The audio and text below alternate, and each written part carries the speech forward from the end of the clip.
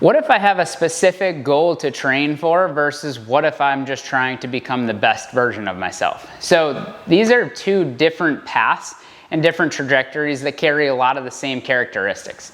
So a lot of times the average person, I would fall into this category most of the time, would be somebody who is just trying to get stronger, be more durable, be as healthy as possible, build a little muscle mass, maintain some muscle mass, versus having like a specific race or an Olympic lifting competition or something that you're specifically training for.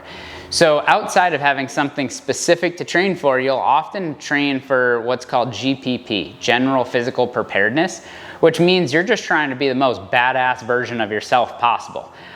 Which means that like at any point you want to roll in and be able to like squat a good amount of weight, do a bunch of pull-ups, maybe be able to run quickly, maybe be able to like do basically any demands that are tossed at you as well as possible.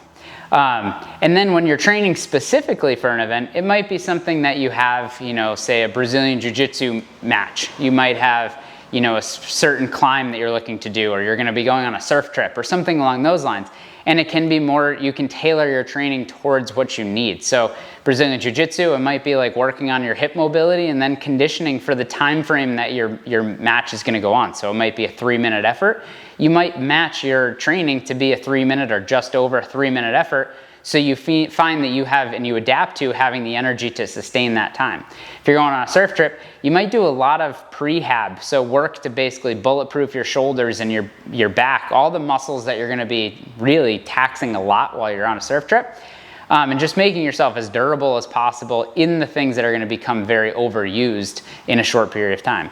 If you're going to be training for like a big mountain adventure, you might be doing a lot of like high volume step ups and back squats and lunges and ruck carries and things like that. Basically things that you're mimicking to some degree what it is that you're going to be doing. And ultimately, if you can create the artificial environment to prep you for the real environment, you're going to show up more prepared, you're going to be less of a liability to everybody, and you're ultimately going to have a much better experience while you're out doing what you want to be doing. So that's the difference between general physical preparedness and training for a specific endeavor.